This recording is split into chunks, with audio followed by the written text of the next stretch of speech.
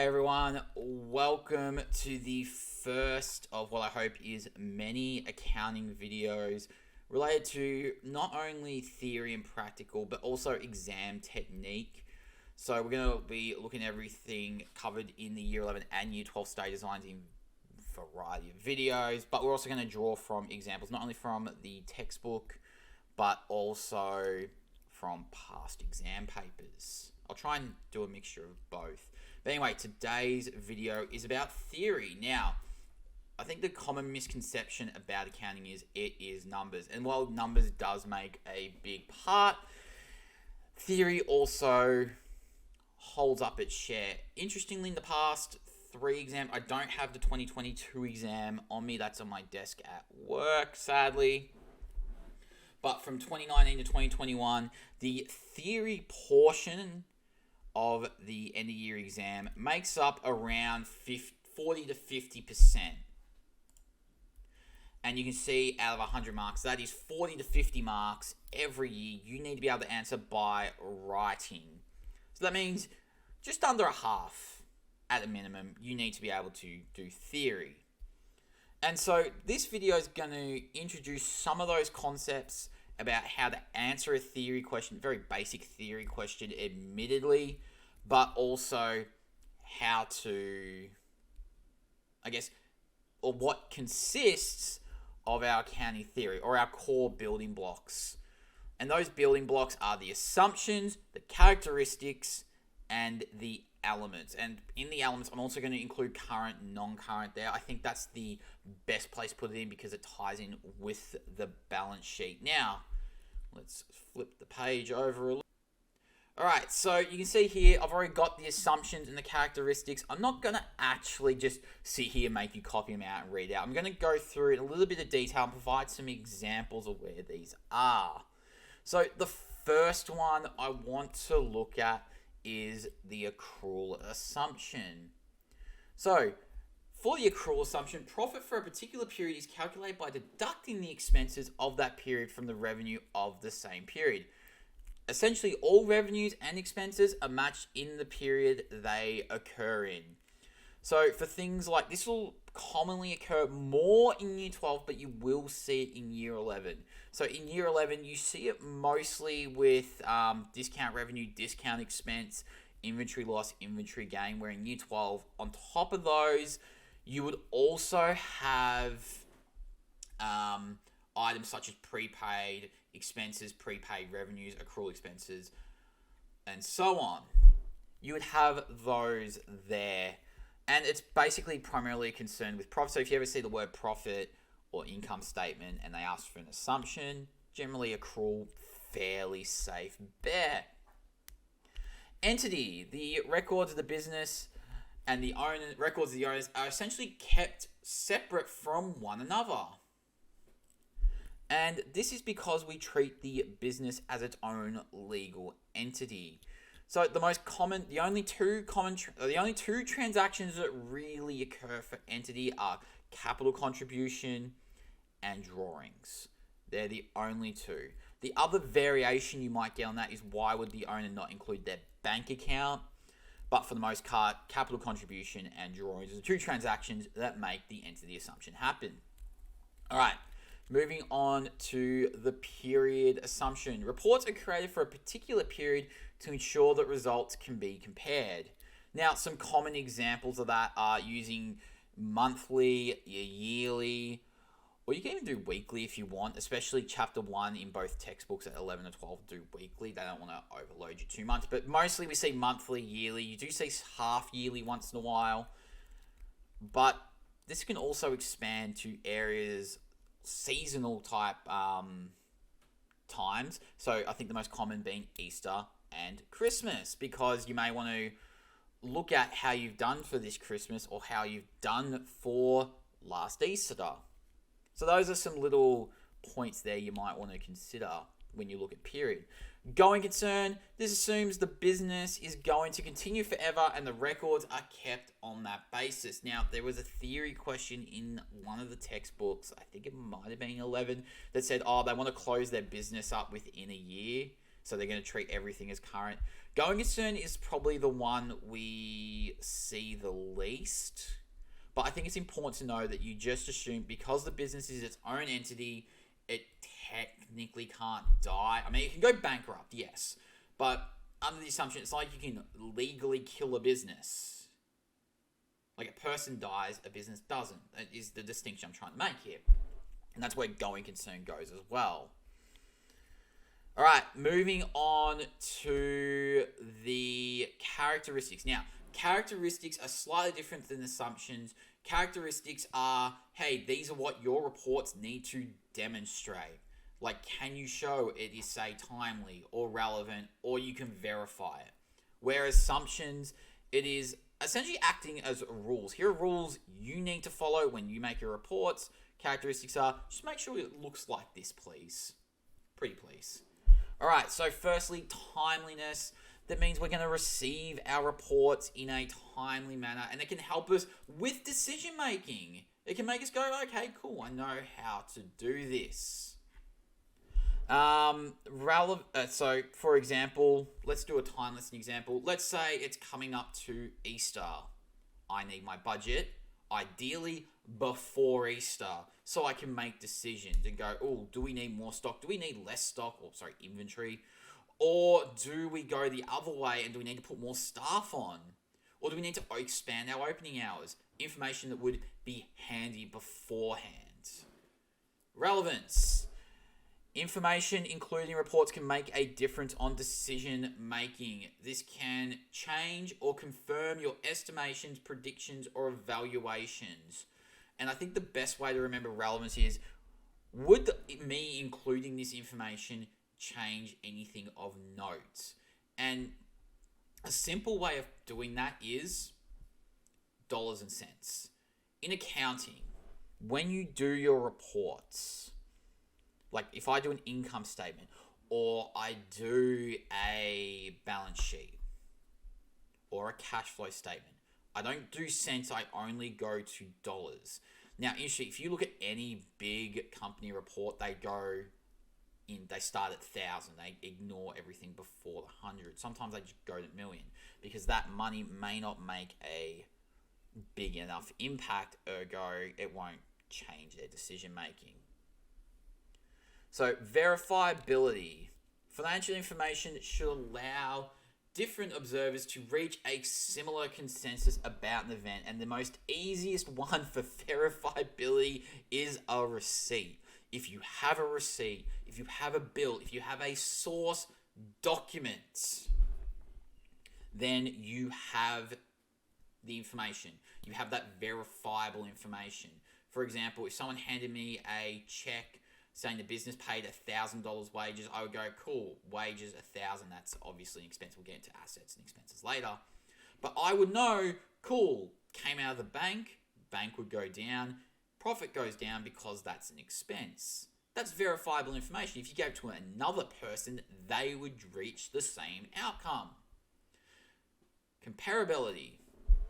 Comparability is when financial information should be able to be compared with similar information about other entities or within yourself. This also means the selected periods are the same. So if we round back to Easter, the Easter example from timeliness. Let's say it's post-Easter. And I'll look about, how did I do? Oh, I made profit. Cool. We'll say we made $10,000 profit. Is that good? Is that bad? We actually don't know because there's no context. Comparability adds that context where I can compare my 2022 numbers to my 2021 numbers. I can even compare the budgets of the 2023 to 2022 to tell us even more information. But that only works when the time period is the same. It can be the same 4-day block, Easter 2022 to Easter 2023. It can be month, year. But also, it can be business to business as long as it follows that same time period. So, for example, if I was, we'll go Masters. If anyone remembers Masters, they shut down. RIP Masters. And I would compare my reports to another similar size business. Masters does hardware. The most common hardware supply store in Australia is Bunnings. I would compare it to Bunnings and go, cool, how are we doing to them? Are we doing better? Are we doing worse? But at the same time, I can't compare we'll say for argument's sake, 2022 results of my business to the 2020 results of Bunnings. That's silly, because they're different time periods. It's not comparable. So that's something you need to keep in mind with your reports. Make sure the dates line up or the periods line up. And it can be within not only your own business, but other businesses. That also means if you're doing within your own business, you use the same methods. For example, inventory, FIFO versus identified cost. Just a little heads up there for a future video. Faithful representation. Information presented should be representative of the real-world economic event it claims to represent. It needs to be free from material error or bias. So this ties into verifiability, I think, quite strongly, because if we go back to that wages example, that source document says I paid $1,000 wages is what happened in real life. The reports reflect that transaction, or they faithfully represent it. It's the same when an owner starts a business and donates an item. You'll see one of two things. You'll see they paid X amount, whatever the X amount for the item is. So if it's a car, they paid $20,000 for it, but it was valued independently at $10,000. You obviously will take the $10,000 because that is the current real-world economic situation. All right, lastly, the last characteristic is understandability. We just did faithful representation.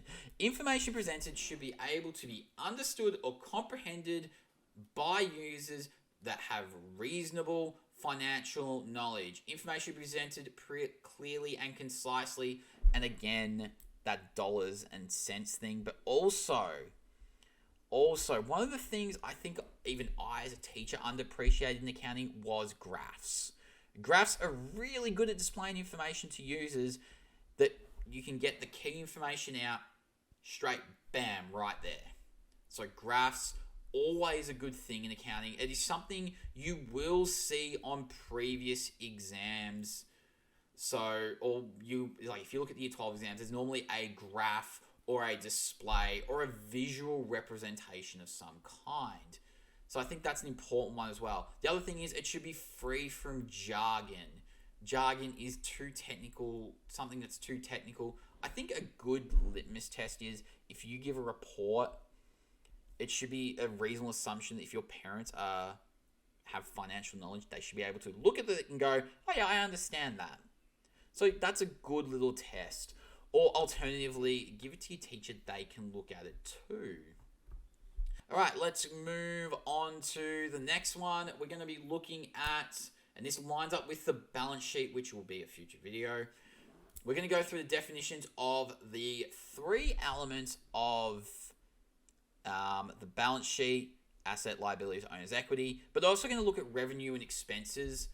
And I know for year 11, you do that a lot later in the term. I think you do that term too, but from year 12, you need to do it straight from the start. So I think it makes sense to just go from that point on. So, firstly, assets. These are items that are controlled by the business or entity, and they have future economic value. Can be cash or otherwise. Like cash you can spend, buy things, cool, economic value. But say a car, you might use that for deliveries. That delivery is the future economic value. And it's a result of a past transaction. Liabilities. These are owned by the business to another entity. It's a future economic obligation. Keep that word in mind. And it can be cash or otherwise. I'll talk about the cash or otherwise in a moment. And it's a result of a past transaction. Now, when we look at liabilities, the most common one that springs into everyone's head is loan. But it can be other things. Now, in year 11, it is only really loans. Because you don't really do accrued expenses in year 11. you just do loans and accounts payable, which are trade credit. But in year 12, the otherwise, so see how we got cash or otherwise there? The cash should be the loan. The otherwise can be things like revenue. So, for example, if I take a deposit, I then owe inventory in the future. That is a type of revenue where I would owe that liability. Now, we'll go through that a bit more, especially in the Year 12 course in Unit 4. But all you need to think about is stuff like deposits paid, that revenue that you haven't delivered yet, but you've received the money for, is something you need to pay back. Owner's equity, the residual value of assets after liabilities have been deducted. This is the owner's share within a business. So if we go to our accounting equation, it's A equals L plus OE. So that means if we look at our business assets, we don't own all of them. We've got to pay our debts back. So you minus the L, which is the liabilities, and what's left over is residual value or owner's equity. And that's where profit will go, because that profit or loss can increase or decrease that owner's share. Same with capital contribution, which increases. Same with drawings, which decreases. So that's where all that info will go there. When I do the balance sheet video, I will put that in there. Next is, and the next two relate to the income statement explicitly. Revenue.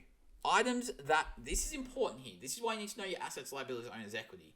Items that are earned by the business through its operations. These will increase owner's equity while also increasing either assets or decreasing liabilities. So if we go back to a normal sale, I go up, I pay my money, I get my good, business makes a sale. Their cash or asset goes up, their owner's equity goes up because residual value, they've earned money. Cool. But if we go back to, say, an airline receiving deposits, and then we go back to that liability, we talk about the cash or otherwise, we see that when the airline delivers their service, that is a liability going down, but the revenue or the owner's equity goes up. All right. Expenses. Items that are consumed or used by the business through its operations. This will decrease owner's equity while also decreasing assets or increasing liabilities. So, for me, here, I think we go back to that wage example where I pay my employees $1,000. My bank goes down. That's a decrease in the asset. Obviously, I've used a resource, or that resource has been consumed, or that cash has been consumed, means that yes, the asset goes down, ergo, owner's equity goes down. But if we look at liabilities, let's say my phone bill, I don't have to pay it straight away. I use $1,000 phone, right? But I haven't paid it yet. That's still an expense that's occurred. I know it's occurred because I've got the bill. So my $1,000, if we look at it, we can go, oh, I owe it. So it's got to be a liability. So that liability goes up. But I still used that resource. I still used that item through my operations. I just haven't paid for it yet. So that's where the liability can go up. Now, current, non-current. The time frame we use to classify our balance sheets. So, classify balance sheets, like, I think in year 12, you just jump straight into classified balance sheets. Year 11, you have, like, that weird grace period where you don't have classified, like, in chapters, like, the early chapters. I think by chapter 5, you're doing fully classified anyway. Might even be earlier. But for the time being, let's just do current, non-current. The time frame we use to classify our balance sheets to provide extra useful information to those that read our report. And this ties back into our relevance because it helps with decision making. It can also help with understandability because it gives that extra context. Next, anything less than a year. So the rules here are anything less than a year or less. Now, if it's on a year, it's very rare you'll get on a year. You always get like 11 months or... There will always be a clear cut, but I always go a year or less is current. anything that takes longer than a year or payback beyond a year is non-current. And the biggest example in I'm going to start with liabilities here. The biggest example of that current non-current split that you need to be aware of is loans. Unfortunately, there is no cheat sheet. You need to read the question. Because loans normally do a monthly payback. If they do a monthly, please times it by 12, and that will get you the year. And just make sure the total of the loan adds up when you add the current and non-current. Again, this will show up in the accounting video I do for balance sheets. Current. Let's do some examples on the asset side for current. Now, current is anything we can use within a year. And I think the best two examples I can give are, and this is the most applicable to anyone, by the end of year 11, it's 3. So actually I'll go through all 3 of them. The first one is cash at bank.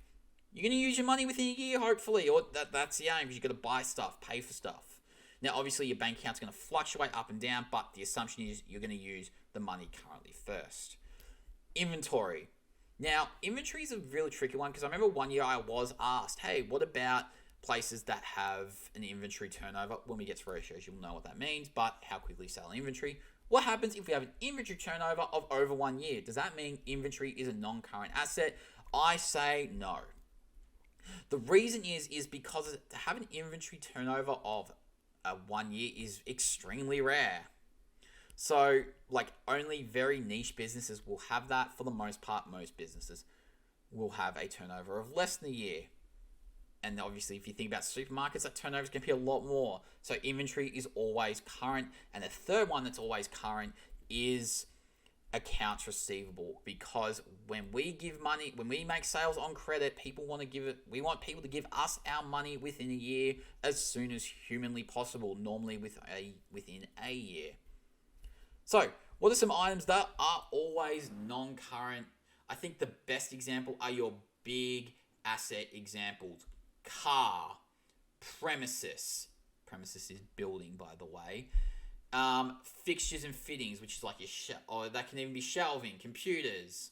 Fixtures and fittings is stuff like your fans and all that get bolted on, become part of the building you operate in. So those are our examples for current and non-current. Let's move over to the VCAR example. So this is from the 2020 exam. It's a theory question, and we're only focusing on 4B. Mayfair Furniture reports on a monthly basis. Wages are paid on the last Friday of each month, on the Tuesday, 30th of June. Wages owing to all employees totaled $1,200. So, right off the bat, when I read that, I see we owe wages. Cool. Again, these are year 12 examples, so if you're year 11, just follow along. Alright, I know I owe that wage. I need to pay that at some point to my employees. I've already consumed it. So, off that, I've consumed wages. That's an expense, and liability's gone up. If I check my expense example, I see that lines up. So right there, those wages are an expense. We have a liability. Everything checks out. Now, A is you're just recording in a general journal. We'll talk about that in a future video. But B, this is a question this is the one I want to go through. With reference to one accounting assumption, explain why this balance day adjustment is necessary. Now, I've already given away the clue where I talked about expense. But anytime you talk about an item that has anything to do with revenue expenses, accrual assumption is the play. That's the one you want to be picking.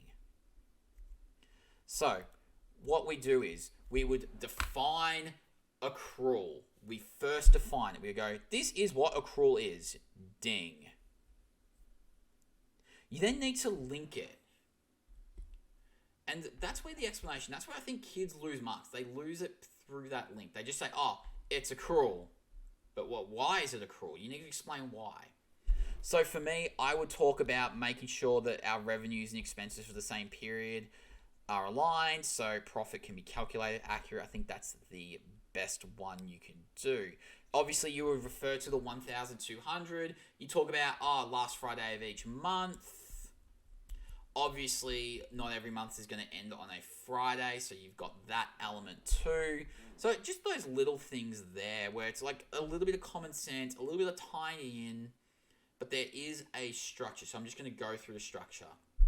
The first thing is you identify, and it doesn't matter if it's an item in the balance sheet, so current asset or, for example, non-current asset. You then give the why, or you define it, you explain this is what it is, and then your example and your link. That's how we're doing it. We're doing A, B, C. And I think that's the easiest way to do it, and it's a simple structure. Once you get more confident, you can start expanding on that. But if you are not confident or you're just starting out, I recommend sticking to that core structure.